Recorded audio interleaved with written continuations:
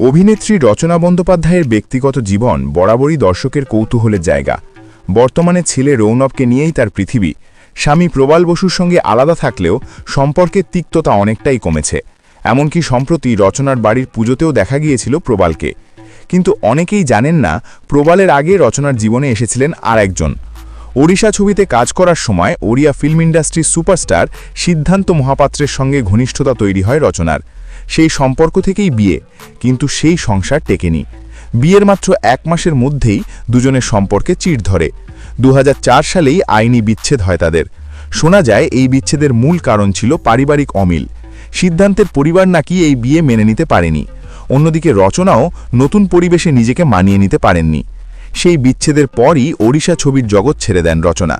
পরবর্তীতে 2007 সালে প্রবাল বসুর সঙ্গে নতুন করে জীবন শুরু করলেও সেখানেও দূরত্ব তৈরি হয়। তবে ছেলের জন্য তারা ডিভোর্সের পথে হাঁটেননি। রচনার জীবনের এই অধ্যায় আজও অনেকের অজানা।